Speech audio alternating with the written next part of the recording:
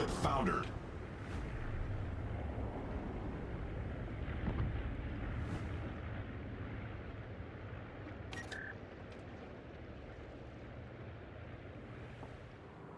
Hey team, it's Ripper here. Hope you guys are doing fantastic. Got an awesome video with the Prince Rupprecht Tier 9 during a ranked battle, which I'd love to show for you today. It's really, really awesome. But before we begin, on our way to 700 subscribers, thank you guys for all the support. Like, subscribe, bell button below. Comment on anything you like, dislike, and what we can do to get better so we can learn something at the same time. So hope you guys are doing great, and let's get to it.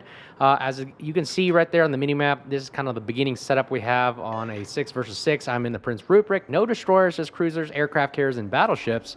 And this is our first engagement, so we know we have an advantage with no, I would say destroyers spotting us and torping us that as badly. We can actually torp even heavier because we got nice torpedoes, that we'll talk about the Prince Rupprecht in a minute. The Harbin showing a 2-bit much broadside, take a big chunk out of him, and he is almost dead, and hopefully we get the nice little couple secondaries, and there it goes, first blood, close quarters, and that is Splash 1. RIP back to Porty, and we are now kiting away to avoid incoming fire while we launch torpedoes at the Alsace and his buddies in the back as well. And see, I love the secondaries on the German. This is the German battle cruiser line slash battleship, if you will, but they are literally a menace. I mean, some of the best secondaries in the game, the Rupprecht and the Schlieffen, are the tier 9, tier 10 that really just chew up everything in sight. It has the best secondaries in the game, I believe, up until the moment we're recording this video, unless they release another ship that is just redonkulous. But our, Cherbourg goes down, and Cherbourg, is that what it's called? I don't know how to pronounce that. Alsace is another secondary ship that I used to like until we started getting to the German battleships, which just had better pin, the survivability of the turrets were better, and it was just a better overall battleship slash cruiser. We get a nice torpedo hit as well, and we also have, guess what? We have 8 more on the left side here, and we're going to go ahead and launch those, just kind of like a spray and pray kind of deal. And we are going to hope they hit something, but we're going to go ahead and waste away this entire flank by ourselves, actually. You only got the carrier, us, and maybe the Atlantico. Hopefully he can actually take advantage of the flanking if he goes in between the Twin Peaks there, and we can actually hold this flank position and just keep them busy shooting at us, all while we're going to go ahead and heal damage con and just continuously rain fire. The beautiful thing about the secondaries I built for IFHE, if you don't know what that means, essentially we add a little bit more penetration on the little secondary shells. So if you notice, I'm actually penetrating almost everything on the Alsace because it's 32mm or less on the Alsace, and everything we're hitting is full pins. And we're starting on tons of fires as well. And look at that, just constant pins trickling down, 300, 200, 300, 400, 600. And that's just enough to get the Alsace just withering down, going, I cannot heal from this. Even while he takes a quick shot at us. Boom! Actually, that hurts pretty much, but don't worry. We're going to go ahead and keep our secondaries constantly firing. You notice they haven't stopped yet. And we're going to keep withering down the Alsace. This is a great display of the power of the German battlecruiser secondary line. And you can see there, we got great speed running away. We've got the advantage of shooting backwards. We got torpedoes going out. We also have secondaries that are constantly firing. And now we're going to show a little bit more broadside to get all the guns on there. And we are Splash 2. RIP back to 40 Alsace, and he is going down. Now that the last 2 battleships are kind of low right now, we're going to go ahead and charge them. We have about 46,000 health, and we're going to go hit them up. Now, the one downside, obviously, we just talked about is the HP pool on the German battlecruiser line is not as great as the Fetter de Gross or the Kurfürst back in the day, or the Prussian now. They're just not as much as, this. 63,000, nothing to scoff at, while you're dealing with battleships in the 90 to 100,000 range. Boom!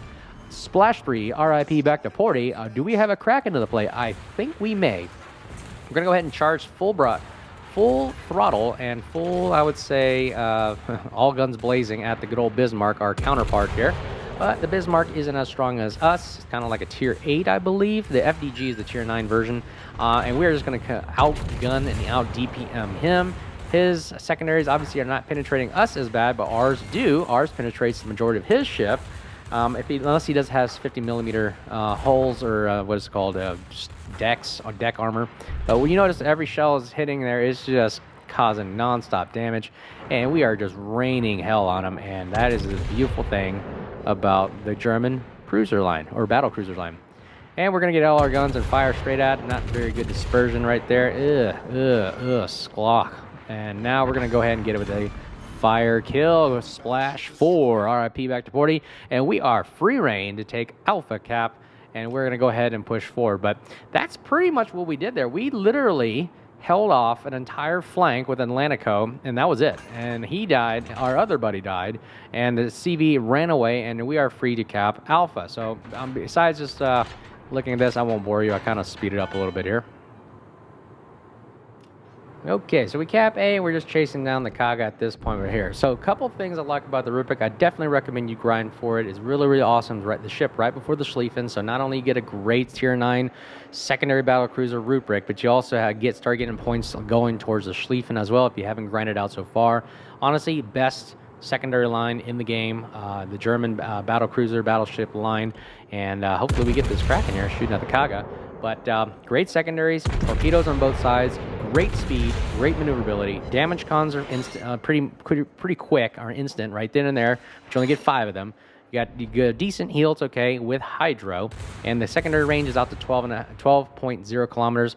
Very poor HP pull, so you got to maintain and watch damage. So this is pretty much more of a hit-and-run tactic that you use with these style of ships. They are not there for tanking. They are there for hit-and-run tactics and drawing an enemy out or providing supporting fire. So you're kind of like a machine gunner, if you will, heavy machine gunner. Anyways, and you're going to see some of the AA here. Not much to look at against Tier 8, but Tier 10, it doesn't do very well either. And here's the death blow shot right here. What was that left shot shell? Hopefully we get this shell going, and boom! Whammy kablammy and Kraken unleashed. RIP back to Porty, and that is how the cookie crumbles. Like, subscribe, bell button below. Hope you guys enjoyed the video. That was a quick game with the Tier 9 Prince Rupprecht, and hope you guys have a great rest of the day. Until then, let me know what you guys think and what we can do better, and help us out and support the channel. We'll talk to you guys soon. Cheers.